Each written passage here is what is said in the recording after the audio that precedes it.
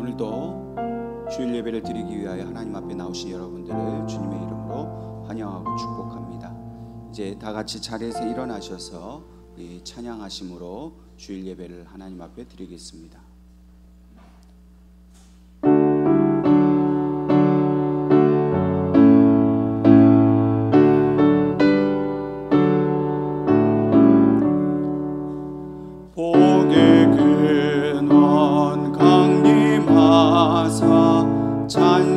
찬송하게 하소서. 한량없이 자비하심 증량할 길 없도다. 천사들의 찬송가를 내게 가르치소서. 구속하신 그 사랑을 항상 찬송합니다.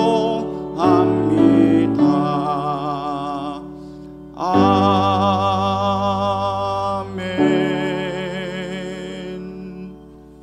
하나님은 영이시니 예배하는 자가 영과 진리로 예배할지니라. 아멘. 아버지 하나님, 은혜를 감사합니다. 한 주간도 세상 가운데에서 사랑하는 성도들을 지키시고 보호하여 주셨다가 오늘 이렇게 하나님 앞에 나와 예배 드릴 수 있도록 인도해 주신 모든 은혜를 감사드립니다. 하나님, 이 한 주간도 우리의 성도들이 상하고 그 지친 마음을 가지고 하나님 앞에 온전히 위로를 얻기 위하여 이 자리에 나왔사오니 하나님께서 이 시간 각 성도들의 마음을 만져주시고 위로하여 주시고 하늘의 충만한 은혜로 채워주시옵소서. 말씀을 주실 때 그 말씀이 우리에게 힘이 되게 하시고 또 우리의 깨닫지 못했던 그 모든 것들이 깨달아져서 아버지의 뜻에 합당하게 살아갈 수 있도록 인도해 주시옵소서.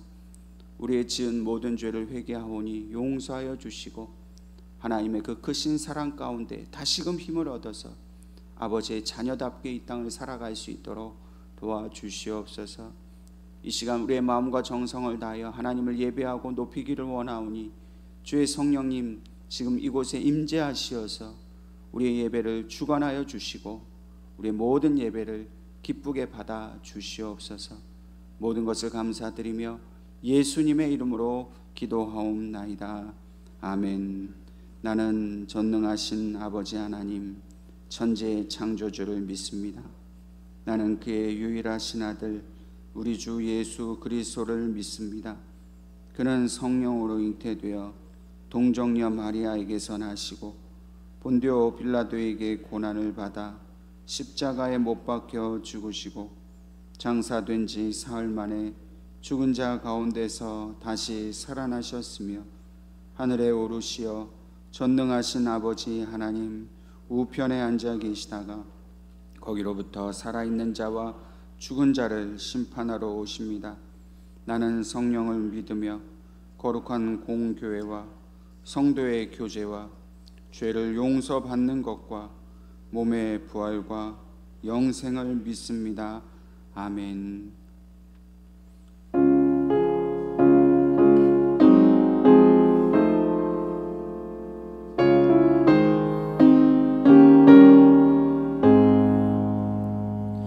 이 세상의 친구들 나를 버려도 나를 사랑하느니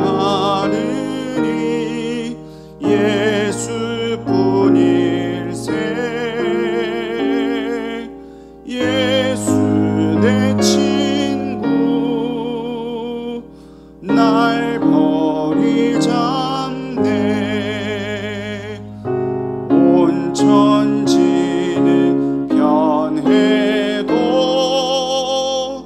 날 버리지 않네.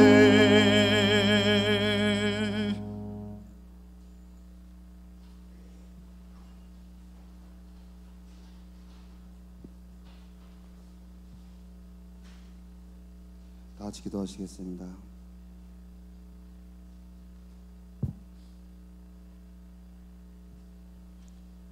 사랑과 은혜가 풍성하신 하나님 아버지, 지난 한 주간도 험한 세상 가운데서 저희들의 삶을 이끌어 주시고 보호하여 주시어서 이 시간 우리가 함께 모여 찬양과 기도로 영광과 존귀를 드리오니 저희들의 예배를 기쁘게 흠양하여 주시옵소서.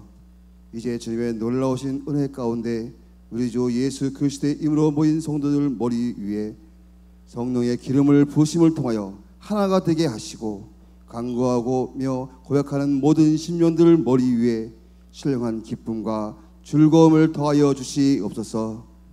하나님 아버지, 지난 한 주간도 우리는 연약하고 부족하여 은혜를 깨닫지 못할 때가 너무나 많아 있었고 또 교만하여서 주님 뜻대로 살지 못했음을 고백합니다. 주님, 허물 많은 저희들의 죄를 용서하여 주시옵소서. 주님을 사모하는 심령 위에 영적 눈을 뜨게 하여 주시고 부르심의 소명을 알게 하시며 귀를 열어 주시어서 주님의 세미한 음성을 듣게 하시고 매 순간 주님의 말씀에 순전한 삶을 살아갈 수 있도록 인도하여 주시옵소서. 사랑의 주님, 어느덧 코로나19가 6개월째 되어가고 있습니다. 이런 세상 속에서 하나님의 백성들을 보호하시고 인도해 주심을 감사드립니다. 주님, 우리 모두가 코로나19로 인해 겪는 모든 어려움을 하나님을 믿는 믿음 안에서 잘 이겨나갈 수 있도록 담대함과 평강을 부어주시옵소서. 그리고 하나님의 선하시고 기뻐하신 뜻이 무엇인지 분별하여서 급변하는 이 시대 속에서 주님의 마음에 합한 자로 살아갈 수 있도록 인도하여 주시옵소서. 사랑의 주님, 코로나19와 싸우고 있는 환자들이 있습니다. 그들 위해 하나님 아버지의 치유의 손길을 내미사 병을 잘 이겨낼 수 있도록 붙잡아 주시고 치유하여 주시옵소서. 무엇보다도 코로나19와 싸우고 있는 의료진들이 있습니다. 그들의 건강을 지켜주시고 지치지 않고 낙담되지 않도록 붙잡아 주시옵소서. 이 시간 특별히 이 나라와 민족을 위해 기도합니다. 이 나라와 이 땅은 전능하신 하나님의 나라입니다. 하나님이 통치하시고 다스림을 온 백성이 알 수 있도록 하나님의 공의와 정의가 나타나게 하여 주시옵소서. 특별히 하나님 앞에 하나님의 뜻을 거스르는 법을 만들고 선한 사람들을 힘겹게 하는 자들의 계획과 음모를 막아주시고 이 나라와 이 땅에 오직 하나님의 선한 일들만이 나타날 수 있도록 하나님의 사람들로 세워주시옵소서. 사랑의 하나님 아버지, 7, 8월은 교회 학교 기관들이 성경학교와 수련회 등 각종 여름 행사들로 해왔었는데 올해는 코로나 바이러스로 인하여 여름 행사가 취소될 뿐 아니라 학생들의 교회 출석도 떨어지고 있습니다. 자라나는 세대의 신앙교육 자체가 송두리째 흔들고 있습니다. 이런 현실에 하나님의 긍휼하심과 자비하심으로 코로나19가 속히 물러가고 교회 학교가 정상화될 수 있는 은혜를 내려 주시옵소서. 오늘도 단위에서 하나님의 말씀을 선포하실 목사님을 붙들어 주시고 성령으로 함께 하시사 전하시는 말씀을 통하여서 우리의 심령이 변화되고 회복되는 뜨겁고 놀라운 은혜가 있는 시간이 될 수 있도록 축복하여 주시옵소서. 이 예배를 위하여 이름도 빛도 없이 기도와 봉사로 준비하고 섬기는 모든 손길들에게 주님이 함께하여 주시고 축복하여 주실 줄 믿사하며 예수 그리스도의 이름으로 감사하며 기도드리옵나이다. 아멘.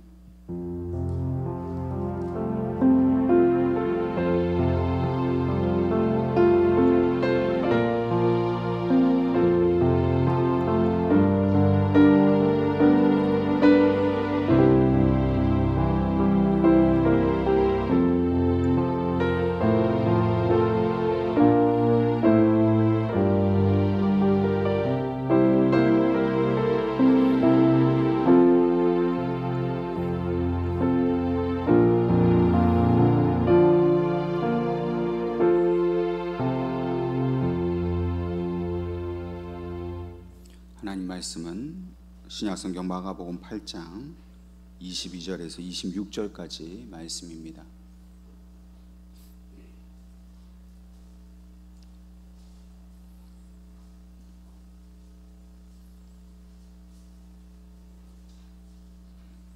마가복음 8장 22절에서 26절까지 말씀 함께 같이 읽겠습니다. 벳세다의 이름에 사람들이 맹인 한 사람을 데리고 예수께 나와 손 대시기를 구하거늘 예수께서 맹인의 손을 붙잡으시고 마을 밖으로 데리고 나가사 눈에 침을 뱉으시며 그에게 안수하시고 무엇이 보이느냐 물으시니 쳐다보며 이르되 사람들이 보이나이다. 나무 같은 것들이 걸어가는 것을 보나이다 하거늘 이에 그 눈에 다시 안수하심에 그가 주목하여 보더니 나아서 모든 것을 밝히 보는지라. 예수께서 그 사람을 집으로 보내시며 이르시되 마을에는 들어가지 말라 하시니라. 아멘. 찬송가 305장 나 같은 죄인 살리신 이 찬양을 이 작사한 사람은 영국의 존 뉴턴 목사입니다. 이 존 뉴턴 목사는 본래 이 아프리카 흑인들을 사서 이 백인들의 농장에다가 팔아넘기는 이 노예선의 선장이었습니다. 그러던 그가 오늘날 예수님을 만나게 되었습니다. 그리고 자신이 지난날에 했던 그 모든 악한 일을 하나님 앞에서 낱낱이 회개하고 그리고 목회자가 되어서 평생을 자신과 같은 죄인을 구원하여 주신 그 하나님의 은혜를 전하는 삶을 살았습니다. 그래서 그의 회개의 마음을 담은 시가 바로 우리가 잘 알고 있는 이 Amazing Grace라는 위대한 찬양입니다. 우리가 잘 알고 있는 대로 이 나 같은 죄인 살리신 이 찬양 1절 마지막 부분은 광명을 얻었네 라고 끝이 납니다. 근데 이 영어 가사로는 이 부분을 좀 더 정확하게 표현하고 있습니다. Was blind but now I see. 번역하면 전에는 내가 맹인이었지만 지금은 눈을 떠서 봅니다 라는 뜻입니다. 존 뉴턴이 자신의 죄를 회개하면서 예수님을 만나기 이전에 자신의 모습은 영적인 맹인이었다라는 것을 고백한 것입니다. 또한 예수님을 만나고 난 이후에는 이제 영적인 그 눈을 떠서 세상을 밝히 보게 되었다라고 고백한 것입니다. 이 구약 성경에서는 이 눈을 보지 못한다는 것과 또 눈으로 본다는 것을 이 하나님의 구원과 연결해서 설명하고 있습니다. 하나님께서 이스라엘 백성들이 하나님의 구원을 받지 못하고 심판을 받을 것을 말씀하실 때에 특별히 이사야 선지자를 통해서 이렇게 말씀하셨습니다. 그들이 눈으로 보지 못하고 귀로 듣지 못하게 하라 명령하셨습니다. 보지 못하고 듣지 못하는 것은 하나님의 구원을 받지 못한다라는 뜻인 것이죠. 신약 성경에서는 예수님께서 당신을 받아들이지 않는 유대인들에 대해서 또 이렇게 말씀하셨습니다. 그들은 보아도 보지 못하고 들어도 듣지 못한다. 이렇게 말씀하신 것은 그들이 하나님이 보내신 이 메시아이신 예수님을 알아보지 못함으로써 그들은 결코 영생을 얻지 못한다라고 말씀하신 것입니다. 여러분, 앞을 보지 못한다는 것은 완전한 절망을 의미합니다. 누군가 옆에서 도와주지 않으면 아무것도 할 수 없는 그런 완전한 무능력 상태를 말합니다. 여러분들은 한 번도 경험해 보시지 않으셨겠지만 이 칠흑 같은 완전한 어둠 속에서 살아간다는 것은 살아 있어도 사실 죽은 것과 마찬가지입니다.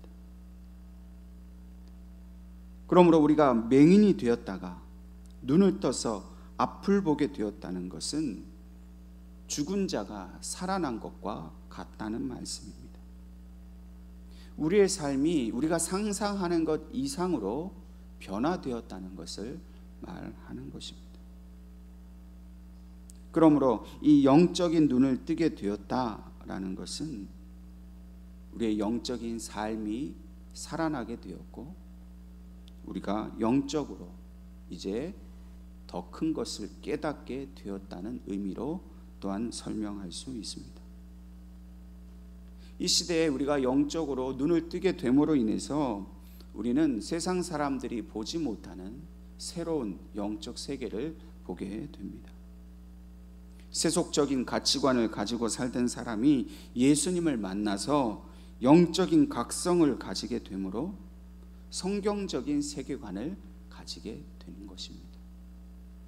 다시 말해 세상을 보는 눈이 달라지는 거예요. 보는 눈이 달라지니까 말도 달라지고 행동도 달라지고 삶 자체가 달라지는 것이죠. 다시 말해서 세상이 추구하고 있는 이런 물질 만능주의와 권력과 성공만을 따라가던 사람이 이제는 하나님의 뜻을 따라서 하나님의 정의와 사랑을 전하는 삶을 살게 되고 더 나아가서는 복음을 전파하는 그런 삶을 살게 되었다는 뜻입니다. 또한 이 영적인 눈을 뜨게 되었다라는 말은 영적으로 더 높은 차원으로 올라가게 되었다라는 것을 뜻합니다.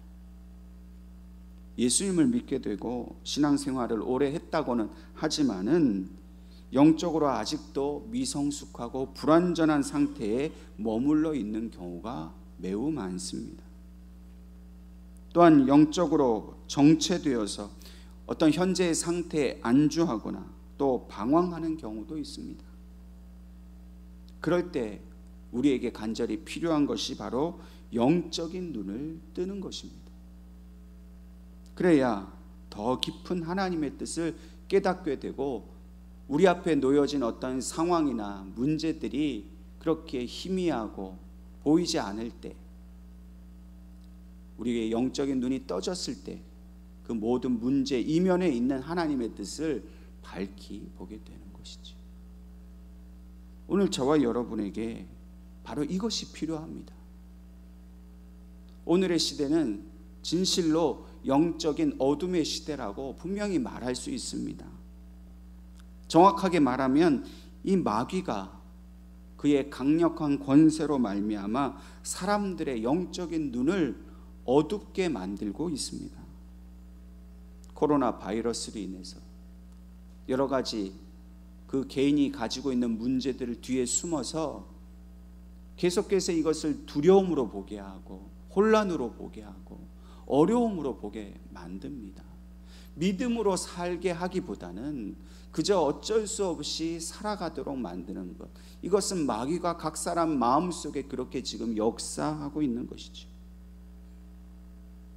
그래서 예수님께서 오늘 이 교회와 또 우리와 같은 믿음의 성도들의 삶을 통해서 영생의 빛을 강력하게 비춰주고 계시지만은 세상 사람들은 그 빛을 보지 못하는 것입니다. 그들의 영적인 눈이 강제적으로 마귀에 의해서 막혀 있고 또 어두워져 있기 때문에 그들은 빛이 아예 없는 것처럼 어둠 속에서 길을 잃고 방황하고 있는 것입니다. 또 우리 믿는 자들도 예수를 믿는다고는 하지만 여전히 영적으로 미성숙하고 불완전한 상태에 머물러 있는 경우가 많습니다. 코로나 시대를 맞이하면서 자신이 가지고 있는 믿음에 대해서 혼란이 생긴 성도들도 많아졌습니다. 교회를 가야 하느냐 말아야 하느냐의 문제부터 시작해서 어떻게 해야 더 믿음 생활을 잘할 수 있는가라는 것에서 많은 것이 자신이 없어졌습니다. 정말 역대급 이 바이러스 사태로 인해서 오늘 우리 그리스도인들에게는 너무나 많은 문제들이 던져졌습니다.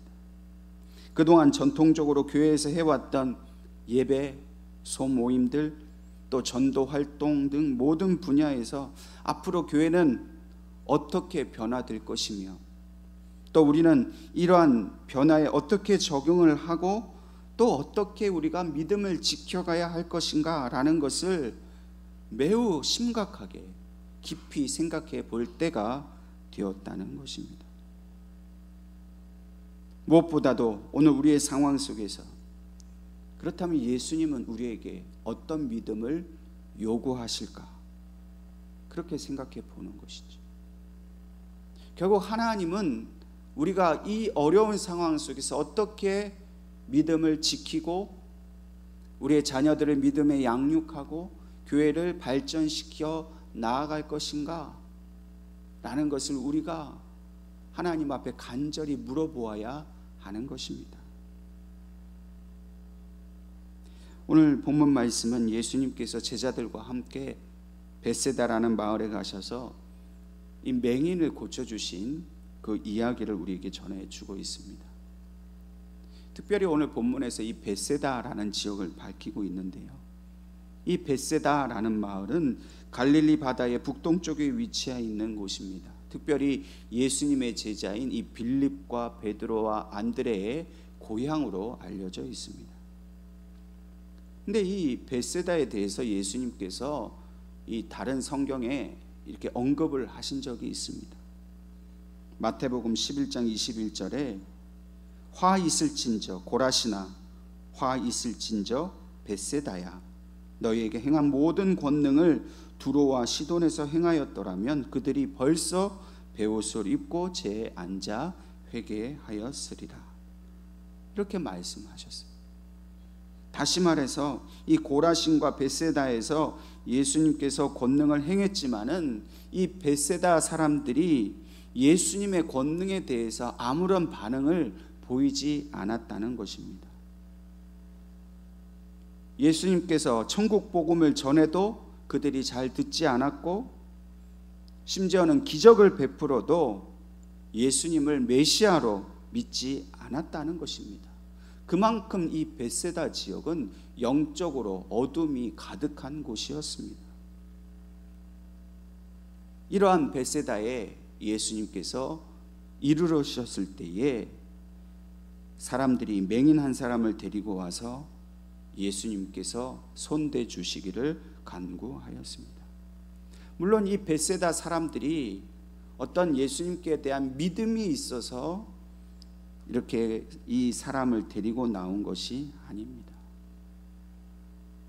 더군다나 이 맹인은 자신이 예수님께 대해서 자발적인 믿음이 있어서 나온 것이 더욱 아니었습니다. 끌려 나왔습니다. 그저 사람들이 예수라는 사람이 병 고치는 능력이 있다고 하니 혹시라도 너의 눈을 뜨게 하는지 한번 보자, 이런 식의 말에 이끌려서 그저 따라왔던 것입니다. 예수가 마을에 도착했다라는 소문은 삽시간에 이 마을에 퍼졌겠지요. 그 사람이 능력이 있다고 하니 고치는지 안 고치는지 한번 우리가 시험해 보자, 이런 심산이었던 것이죠. 예수님은 이 벳세다 사람들이, 특별히 이 맹인을 끌고 온 사람조차도 믿음이 없다는 사실을, 이 맹인도 믿음이 없다는 사실을 잘 알고 계셨습니다. 그래서 그들 앞에서 기적을 행하는 것이 큰 의미가 없다는 것도 주님이 생각하신 것이죠. 그래서 오늘 본문 말씀을 보면 예수님께서 그들이 보는 앞에서 기적을 보여주시지 않고 이 맹인 한 사람을, 이 맹인만 그의 손을 붙들고 마을 밖으로 나가셨다라고 기록합니다. 그 대중 앞에서 기적을 보이셔봐야 뭐 논란만 일어날 것을 아신 거죠. 그리고 자기들끼리 이렇다 저렇다, 메시아다 아니다, 뭐 이렇게 소동이 일어나고 혼란만 생길 것을 아셨기 때문에 그것을 피하시면서 동시에 이 맹인을 혼자만 데리고 나가신 것은 그 맹인을 꼭 고쳐주고 싶으셨던 거예요.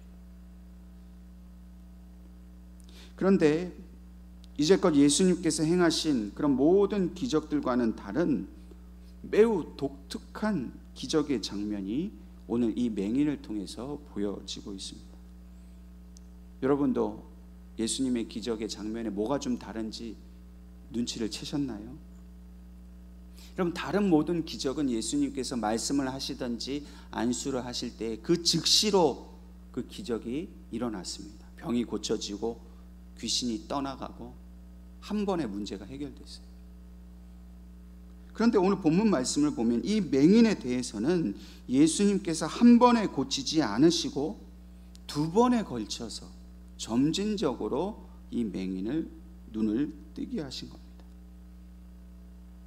복음서를 통틀어서 예수님께서 이렇게 두 번씩 이 병자를 만지신 것은 유일하게 이 마가복음 8장에만 나오는 사건입니다. 딱 한 번 이런 일이 있었던 것이죠. 그렇다면 이게 어떻게 된 일일까요? 예수님께서 두 번이나 맹인을 만지신 것이 예수님의 능력이 부족해서, 그만큼 약해서 두 번이나 할 수밖에 없었던 상황은 결코 아닙니다. 이것은 예수님께서 어떤 의도를 가지신 치유의 장면이에요. 일부러 그렇게 두 번씩이나 만지셨다는 거죠. 지금 이 맹인을 치유할 상황에서 예수님께서 이 맹인에게나 또 제자들에게 뭔가를 말하고 싶으셨던 특별한 메시지가 이 상황 속에 담겨 있었던 것입니다. 그렇다면 과연 예수님이 두 번이나 이 사람을 만지시면서 치유하시는 것을 통해 무엇을 말씀하고 싶으셨을까요? 주님의 의도가 무엇인지를 알만한 단서는 이 벳세다라는 마을에 오시기 바로 직전에 있었던 예수님과 제자들과의 대화 속에서 찾을 수가 있습니다. 본문이 되는 마가복음 8장은 예수님께서 떡 7개와 물고기 2마리로 4,000명을 먹이시고 7 광줄의 음식을 남게 하신 기적을 베푸신 그 이야기로 시작을 하고 있습니다. 이 기적 이후에 바리새인들이 예수님을 찾아왔습니다. 그리고 나서 당신이 만약 메시아라면, 하나님이 보내신 분이라면 표적을 보여달라고 요구합니다. 그러나 예수님은 그들의 의도가 무엇인지를 아셨기 때문에, 그들의 악한 마음을 보셨기 때문에 이 악한 세대에는 내가 표적을 주지 않겠다라고 거절하십니다. 그리고 나서는 제자들을 향해서 바리새인들의 누룩과 헤롯의 누룩을 조심하라 말씀하셨어요. 이것은 이 바리새인들의 교훈, 이 헤롯의 교훈, 이러한 세상 사람들의 생각, 하나님 그리스도를 영접하지 않는 그 악한 마음, 그것을 조심하라, 그들의 거짓을 위선을 조심하라 라는 뜻이었는데, 근데 이 말을 들은 제자들이 이 말씀의 본래의 뜻을 알아듣지는 못하고 무엇을 얘기하냐면, 우리에게 지금 떡이 1개밖에 없다. 아까 7 광줄이나 떡이 남았는데 더 챙겨오지 못하고 하나밖에 없는데 예수님이 갑자기 떡을 찾으시니 이거 어떻게 하면 좋겠느냐 라고 자기들끼리 뭔가 그렇게 우왕좌왕하고 있는 것입니다. 그래서 예수님께서 18절 말씀에 너희가 눈이 있어도 보지 못하며 귀가 있어도 듣지 못하느냐, 또 기억하지 못하느냐라고 제자들을 책망하셨어요. 지금 예수님은 떡을 먹겠다는 뜻이 아니잖아요. 그들의 교훈, 누룩을 조심하라 했는데 예수님은 이미 5,000명을 먹이셨습니다. 또 4,000명을 먹이셨습니다. 제자들도 그 현장에 있었습니다. 그런데도 지금 떡이 1개밖에 없어서 어떻게 하냐고 서로 걱정만 하고 있는 겁니다. 그 수많은 기적, 그 수많은 음식을 보았는데도 떡 1개 갖고 걱정하는 거예요. 그래서 예수님이 너희가 보지 못했느냐, 내가 어떤 일을 했는지 보지 못했느냐, 근데 겨우 이 떡 1개밖에 없다고 너희가 걱정하느냐, 너희의 믿음 없음을 지금 예수님께서 책망하시는 겁니다. 이러한 상황 속에서 믿음이 없는 이 맹인 한 사람이 예수님과 이제 마주하게 되었습니다. 그런데 예수님이 어떤 말씀을 하시거나 또 치유의 선포를 하시지 않고 말없이 그저 맹인의 눈에 침을 뱉으시고 그의 머리에 안수를 하셨습니다. 여기서 침을 뱉었다는 것은 우리식으로 무슨 누구를 모욕하기 위해서 뱉었다는 의미가 아니라 그 눈에 침을 바르셨다는 뜻인데요. 물론 이 침을 뱉으신 것은 예수님의 침 자체에 어떤 능력이 있기 때문은 아닙니다. 그러나 예수님은 이 행위를 통해서 이 맹인이 예수님의 체온을 느끼기를 원하셨어요. 이 침을 눈에 바르고 안수를 함으로써 예수님이 이 맹인을 정말로 치유하기를 원하고 싶어 하신다는 것을 맹인이 깨닫기를 원했어요. 예수님이 이 맹인에게 관심이 있고 사랑이 있다는 것을 보여주신 겁니다. 내가 정말로 너를 고쳐주고 싶다. 그래서 그저 뒷짐지시고 말로만 하신 것이 아니라 친히 예수님의 그 모든 것을 그에게 닿게 하신 것이죠. 그리고 나서 무엇이 보이느냐 물어보셨어요. 여러분, 예수님이 치유하시면서 이렇게 질문하신 적이 없는데 이 맹인에게는 물어보셨어요. 무엇이 보이느냐? 이렇게 물어보신 것은 이 맹인의 믿음을 확인하고 싶으셨어요. 너에게 정말로 내가 이렇게 안수하고 침을 뱉었을 때 네가 정말 나을 것이라는 믿음이 있느냐? 그 마음을 갖고 물어보셨어요. 그러자 맹인이 사람들이 보이나이다. 나무 같은 것들이 걸어가는 것을 보나이다 대답했어요. 그러니까 선천적인 맹인은 아니었던 거예요. 사람의 형상을 알아본다는 것은 뭔가 사고가 있었고 문제가 있어서 후천적으로 눈이 멀었는데 문제는 그게 정확하게 보이지 않았다는 거예요. 희미하게 보였다는 것이지.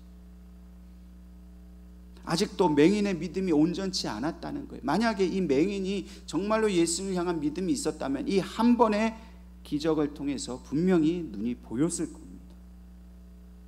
이 맹인도 믿음이 없었고 예수님이 그 눈에 다시 안수를 하셨어요. 그러자 두 번째는 맹인의 눈이 나아서 모든 것을 밝히 보게 되었다라고 성경은 말하고 있습니다. 이 치유 사건을 통해서 예수님은 이 두 가지의 믿음의 진리를 말씀하고 싶어 하셨습니다.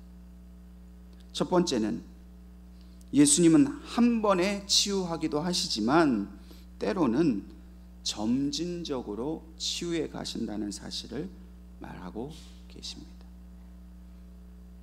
종교개혁자 깔백은 오늘 이 본문을 주석하면서 이 사건에 대해서 이렇게 말하고 있습니다. 예수님은 자신이 기적을 행하심에 있어서 고정된 방식이 아니라 어떤 방식으로든지 기적을 행하실 수 있음을 보여주기 위해서 점진적인 치유 방식을 사용하셨다. 그리스도의 은혜도 이와 같다. 그래서 다른 사람에게는 갑자기 쏟아주셨던 은혜를 어떤 사람에게는 이 맹인에게 하신 것처럼 한 방울씩 떨어뜨려 주실 수 있는 것이다. 우리는 기도하면 갑자기 막 벼락이 치는 것처럼 뭐 지병이 떠나가기도 하고 문제가 해결되기도 하고 뭐 이렇게만 생각을 하잖아요. 실제로 그렇게 치유의 역사가 일어나기도 하지만 때로는 조금씩 차차 우리도 못 느끼는 가운데에 그 문제가 해결되어져 가고 그 질병이 치유되어 가는 것을 우리는 볼 수 있다는 거예요. 그것도 예수님의 치유 방식이라는 거예요. 한 번에 일어나지 않았다고 해서 기적이 안 일어났다. 아니에요. 여러분, 오늘 이 예배를 통해서 여러분들이 이 병낫기를 사모하고 문제가 해결되기를 기도했다면요, 오늘 지금 이 자리에서 아무 일이 안 일어나도 내일 좀 더 좋아진다라고 확신을 갖고 돌아가십시오. 그러면 또 그 다음이 좀 더 좋아지고 점진적으로 그 문제가 해결되어 간다는 사실을, 그것도 주님이 하신 일이라는 것을 믿어야 된다는 거예요. 비록 그것이 뭐 열흘이 되고 한 달이 되고 1년이 되고 10년이 되더라도 그 문제는 분명히 해결되어져 가고 있다라고 믿으라는 거죠. 두 번째는 우리의 믿음이 근시안적이고 미숙한 차원에서 보다 더 밝히 볼 수 있는 더 성숙하고 깊이 있는 믿음으로 진보해 나아가야 한다는 것입니다. 예수님은 우리가 희미하게 믿는 것을 원치 않으세요. 오히려 이 맹인 사건을 통해서 우리가 주님과 함께 할 때에 우리의 모든 믿음의 눈이 분명히 밝혀 보여져서 더욱 깊은 하나님의 뜻을 깨닫기를 원하십니다. 예수님께서는 지금 제자들의 영적인 안목이 더욱 넓어지기를 원하셨습니다. 제자들은 예수님과 같이 살았습니다. 동행했습니다. 예수님의 말씀을 항상 들었고 예수님의 행하신 기적도 다 보았습니다. 그럼에도 불구하고 그들은 영적으로 아직도 깨닫지 못하고 있었던 것이지. 특별히 이 마가복음에 보면요, 예수님께서 제자들을 향해서 왜 믿음이 없느냐라고 책망하시는 장면이 많이 나옵니다. 여러분, 이렇게 책망을 들은 제자들이 예수님이 십자가에서 달리실 때 어떤 행동을 했습니까? 다 도망을 갔어요. 예수님께서 장차 고난을 받으시고 영광의 주님으로 다시 부활하실 것을 알지 못했기 때문에 그들은 그냥 주님이 행하신 능력만 보고 따라다니다가 막상 고난이 오니까 도망간 거죠. 아직도 영적인 눈이 떠지지 않은 거예요. 예수님을 단지 선생님으로 또 기적을 베푸는 마술사처럼 보지 않고 장차 인간의 모든 죄에서 구원할 메시아로 깨닫기를 원하신 겁니다. 그래서 당장의 눈앞에 놓여진 문제만 해결하시는 분이 아니라 인간의 근본적인 문제인 죄의 문제를 해결하시고 또한 우리에게 영생을 주시는 분인 것을 알고 이 진리를 땅 위에 전하는 전도자의 사명을 감당하기를 원하셨던 것이죠. 오늘 예수님께서는 맹인의 눈을 밝히 떠보게 하신 것처럼 오늘 우리의 영적인 눈도 밝히 떠서 보게 하기를 원하십니다. 저와 여러분도 여전히 믿음이 부족해요. 이 시대를 믿음의 눈으로 바로 바라보지 못하고 있다는 것입니다. 그래서 우리가 세상 사람들처럼 그들의 눈과 똑같은 그런 수준으로 세상을 보지 않아야 하는 것이죠. 여러분, 세상 사람들은 세상을 어떻게 봅니까? 자기 욕심만으로 봅니다. 자신만이 옳다라고 생각하는 그 기준으로 세상을 판단합니다. 자기 수준에서 세상을 다 설명하려고 해요. 그러니까 이 사람 저 사람 수준이 다르니까 뭐 평가하고 이것을 말하는 것이 혼란이 올 수밖에 없죠. 결국 그들은 지금 영적인 맹인처럼 아무것도 보지 못하고 아무것도 깨닫지 못한 상황입니다. 여러분, 지금 우리가 당하고 있는 이 위기 상황 속에서 오직 예수님의 말씀과 예수님의 행하신 그 모든 삶을 통해서 생명의 빛이신 예수님 앞에 나아가야 한다는 사실을 세상 사람들은 못 깨닫는 거예요. 보지 못하니까. 오히려 교회를 비난하고 이 신앙의 본질을 부정하고, 물론 우리 그 책임은 우리에게도 있지만 그 뒤에 있는 진리를 보지 못하는 거죠. 우리 믿는 사람들조차도 누구의 잘못만 탓하기 십상이고, 이 고난을 통해서, 이 어려움을 통해서 하나님이 우리를 통해 무엇을 이루고자 하시는지를 밝히 보지 못하고 있는 상황이 오늘 우리들의 상황입니다. 그러므로 우리는 성령님의 인도하심을 따라서 더 높은 믿음의 차원으로 나아가야 합니다. 지금의 이 어려운 상황에 짓눌려서 희미하게 세상을 보고 그저 내 판단과 내 생각으로 세상을 볼 것이 아니라 주님의 마음과 주님의 눈으로 이 세상을 밝히 볼 수 있어야 하는 것이죠. 여러분, 우리 코로나 바이러스를 매우 조심해야 합니다. 그러나 두려워해서는 안 됩니다. 우리에게 닥친 고난으로 우리가 망하게 될까 염려하지 않아야 합니다. 자녀들의 문제, 건강의 문제, 사업의 문제, 물질의 어려움, 어려움은 있지만 이것 때문에 우리가 잘못되어서 망하지 않는다는 거예요. 왜요? 하나님은 결코 그렇게 되도록 우리를 내버려 두시지 않기 때문입니다. 우리를 고난에서 건지시는 예수님을 똑바로 보아야 돼요. 우리가 영적인 눈이 어두워져 있다면 지금 우리 앞에 누가 계신지 보세요. 누가 계셔요? 세상 사람들은 아무것도 없다고 얘기하지만 우리 눈에는 누가 계십니까? 예수님이 보고 계시잖아요. 그분이 지금 침을 뱉어서 우리를 불쌍히 보시면서 우리의 눈에 침을 뱉으시고 우리의 머리에 지금 안수하고 계시다는 거예요. 우리의 눈이 완전히 떠지기를 너무나도 간절하게 우리에게 지금 모든 것을 전해주고 계십니다. 그걸 보지 못하십니까? 보아야 한다는 거죠. 이 세상의 모든 악으로부터 구원을 얻고 모든 재앙이 사라지는 것은 예수님의 구원의 복음이 이 땅 위에 충만하게 전해질 때 반드시 일어날 일로 우리가 믿음으로 보아야 한다는 것이죠. 하나님의 교회는 다시금 성령의 불길이 타오르는 부흥의 날을 맞이하게 될 것입니다. 우리가 지금 걱정하고 있는 것, 교인이 줄면 어떻게 하나, 재정이 줄어들면 어떻게 하나, 자녀들이 제대로 양육받지 못하면 어떻게 하나, 그 염려는 주님께 맡기고 우리 성도들이 이제 약한 영들과 대적하며 이기게 되어서 모든 백성들이 하나님 앞에 나와 예배하게 될 그 날을 우리가 보게 될 것이라고 주님이 이렇게 기적을 행하신 거예요. 이 기적을 통해서 그걸 보여주신 거예요. 증거예요, 이것이. 여러분, 욥은 의인이었지만 고난을 당했습니다. 죄가 있어서 고난 당한 게 아니에요. 억울하죠. 분하죠.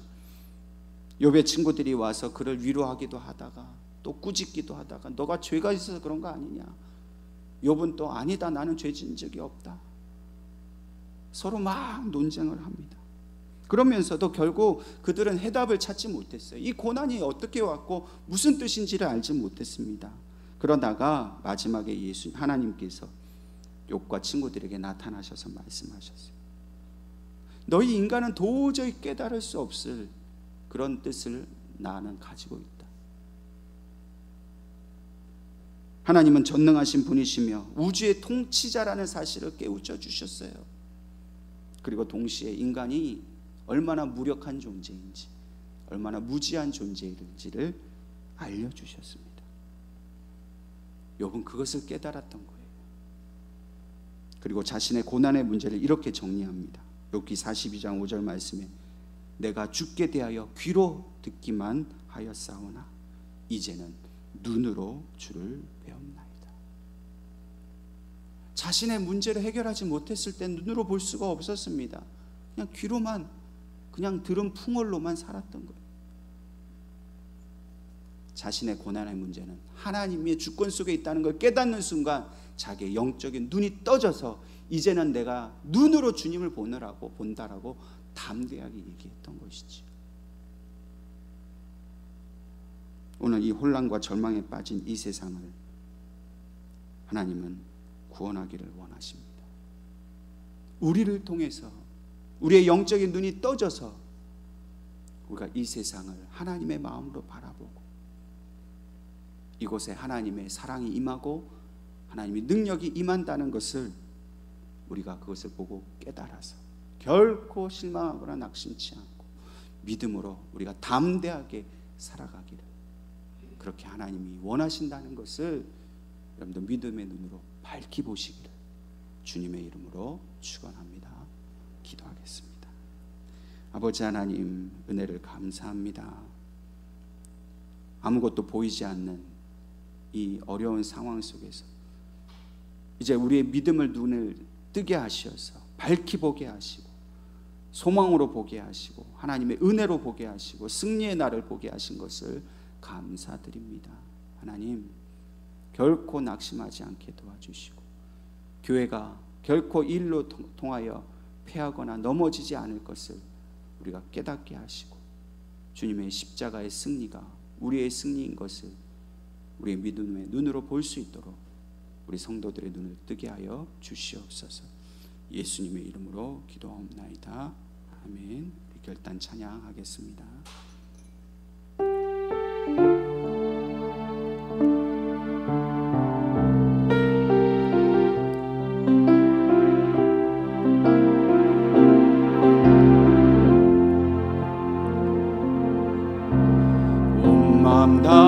다해 주 사랑하라 생명 다해 주 사랑하라 뜻을 다하여 사랑하라 온 맘 다해 생명 다해 주 사랑해 온 맘 다해 주 사랑하라 생명 다해 주 사랑하라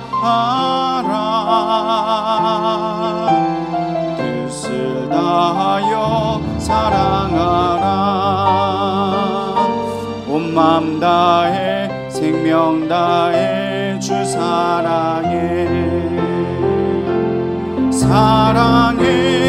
사랑해요 존귀하신 주 사랑해요 큰일 행하셨네 사랑해요 더욱 사랑해 온 맘 다해 생명 다해 주 사랑해. 이 시간 우리 기도하실 때에 주님 그렇습니다. 우리가 영적으로 눈먼 자입니다. 본다고 하지만은 아직도 희미하게 근시안적으로 보지 못하는 그런 영적으로 미성숙한 자입니다. 주님 이 시간 그 맹인의 눈에 안수하시어 그 눈을 점진적으로 뜨게 하신 것처럼 우리의 눈이 온전히 떠지게 하여 주시옵소서. 우리의 고난과 환난과 이 코로나 바이러스로 인하여 두려움 가운데 있는 이 세상에 그 뒤에서 주님께서 빛으로 비추고 계심을 보게 하여 주시옵소서. 우리의 고난과 환난으로 결코 우리가 망하지 아니하고 이 고난의 뒤에 하나님의 그 구원의 뜻이 있음을 보게 하여 주시옵소서. 우리의 문제가 점진적으로 좋아지고 나아지는 것을 하나님 믿게 하여 주시옵소서. 우리 함께 같이 기도하겠습니다. 아버지 하나님 주신 말씀을 의지하고 우리가 다시금 소망 가운데 하나님 믿음으로 서기를 원합니다. 하나님 세상 사람들이 보는 것처럼 어두움 가운데 보지 못했던 하나님 우리의 영적인 눈을 하나님 뜨게 하여 주시옵소서. 이제는 나의 생각과 나의 얄팍한 지식으로 세상을 보는 것이 아니라 하나님이 주신 믿음으로 세상을 보게 하여 주시옵소서. 예수님이 우리의 눈을 뜨게 하시어 밝히 보게 하시는 그 은혜 가운데에 이 세상을 보기를 원합니다. 하나님 코로나 바이러스가 우리에게 조심스러운 것이지만 그러나 결코 두려운 것이 아닌 것을 깨닫게 하여 주시옵소서. 이전에 주님께서 우리에게 하나님 먹이시고 입히신 그 은혜를 생각하면서 앞으로도 우리의 가정을 이끌어 주시고 우리 교회들을 다시금 부흥시키시며 이 나라와 민족을 건지실 것을 하나님 믿음의 눈으로 보기를 원합니다. 하나님 결코 우리가 낙심과 실망 가운데 있지 않게 도와주시고 소망과 담대함 가운데 믿음으로 세상을 바라보게 하시옵소서. 하나님 우리 눈이 밝히 떠서 봅니다. 하나님 마귀가 하는 일을 봅니다. 주님이 역사하시고 주의 성령이 행하시는 일들을 보게 되었습니다. 하나님 아버지 이제는 그 보게 된 것을 믿고 붙들고 오직 날마다 예수가 생명이신 것을 증거하고 믿음으로 우리의 그 모든 마귀의 대적을 꾸짖게 하여 주시고 우리에게 있는 질병을 향하여 꾸짖게 하여 주실 때에 하나님 아버지 단번에 그것이 고쳐지지 아니하고 떠나가지 아니할지라도 하나님 점진적으로 그 모든 것이 해결되어 주시고 좋아지는 것을 하나님 우리가 믿게 하여 주시옵소서. 우리가 인내하며 견디는 동안 믿음으로 하나님 그것을 한시라도 하나님 포기하지 않을 때에 반드시 하나님 그 모든 그 코로나 바이러스를 떠나가고 모든 문제가 해결함 받고 예수 그리스도의 구원의 능력이 우리 가운데 임하게 될 것을 하나님 저희가 믿습니다. 우리 성도들에게 믿음을 주시옵소서. 영적인 눈이 떠져서 더 깊은 하나님의 뜻을 깨닫게 하시고 더 높은 영적 차원에 올라가게 하여 주시어서 결코 흔들리지 아니하고 믿음으로 세상을 이길 수 있도록 도와주시옵소서. 하나님 아버지 우리가 여전히 영적 어둠에 있지 않기를 원합니다. 세상 사람들과 같이 세상을 보지 않기를 원합니다. 주님 이 시간 우리에게 말씀하여 주시고 우리의 눈에 침을 뱉으시고 머리에 안수하여 주시옵소서. 우리의 눈이 희미하게 보던 것이 이제 분명히 보여지게 하시고 하나님 밝히 보게 하여 주시어서 결코 우리의 마음이 흔들리지 않게 하시고 낙심하지 않게 하시고 염려하지 않게 하시고 세상을 다스리시고 이 코로나 바이러스 뒤에서 이 땅을 밝게 하시는 주님의 역사를 보게 하여 주시고 우리의 문제들을 해결해 가시며 한 번에 이루지 아니하실지라도 점차적으로 좋아지게 하시는 그 주님의 역사를 우리가 믿게 하여 주시옵소서. 그리함으로 이 세상에 예수의 복음을 전해야 할 이 사명을 우리가 감당하기를 원합니다. 하나님, 우리가 밝히 보는 우리가 영적 맹인들을 구원의 길로 인도할 수 있는 그런 믿음의 하나님 제자들이 될 수 있도록 하나님 우리와 함께하여 주시옵소서. 교회가 다시금 부흥되며 성도들이 다시금 영적으로 깨어나며 우리 어린 자녀들이 하나님의 말씀으로 잘 양육받아서 미래의 한국교회를 이끌어가는 그런 지도자가 되게 하는 것을 하나님 우리에게 맡기셨음을 우리가 깨닫사오니 하나님 이제 우리가 밝히 보는 대로 두려움 없이 담대하게 주님의 뜻을 따라가게 도와주시옵소서. 예수님의 이름으로 기도하옵나이다. 아멘. 봉헌하겠습니다.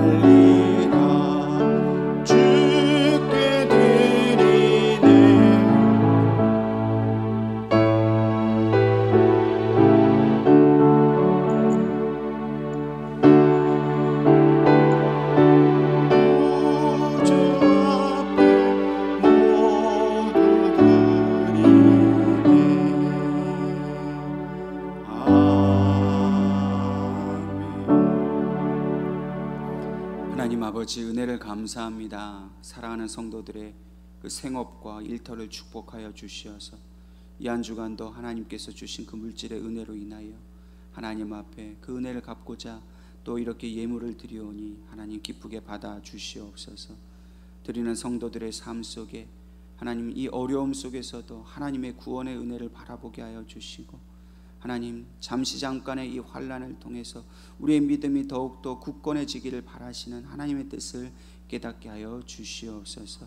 하나님 물질의 어려움을 겪는 가정들이 더욱더 영적으로 하나님 부요해지고 더욱더 그 눈이 밝아지기를 소망합니다. 하나님 이 고난 가운데 함께 하시는 하나님의 뜻을 깨닫게 하여 주시옵소서. 하나님 사랑하는 성도들이 드린 이 예물이 이 세상의 영적인 어둠 가운데에서 갈 길을 몰라 방황하는 영혼들을 하나님께로 인도하는 일에 이 예물이 온전히 쓰임받게 하여 주시옵소서. 전도하고 또 선교하는 그 모든 일에 하나님 이 예물을 귀하게 써 주시옵소서. 우리에게 베푸신 모든 은혜를 감사드리며 예수님의 이름으로 기도하옵나이다. 아멘. 옆에 계신 분과 인사하겠습니다. 샬롬. 주님은 다시 오십니다. 인내하며 삽시다. 교회 소식을 전해드리겠습니다. 오늘 2부 예배 후에는 정기 당회로 모이겠습니다. 내일 모레 화요일 날 우리가 이제 세 번째 이제 정기 노회가 개최됩니다. 두 번이나 무산이 된 노회인데요. 아마 이번에는 노회가 정상적으로 열려질 것 같습니다. 물론 그날 가봐야 알겠지만은 그래서 우리가 예정하고 있는 장로 선거를 우리가 곧 바로 시행을 할 수 있을 것 같습니다. 그러니까 그 여부가 이번 화요일 노회에 또 달려 있습니다. 여러분들 기도해 주시고 만약에 이번 노회에서 우리 장로 선거에 대한 허락이 떨어지면 우리가 신속하게 장로 선거를 치르려고 합니다. 구체적인 일정은 다음 주 광고를 통해서 또 여러분들에게 전해드리도록 하겠습니다.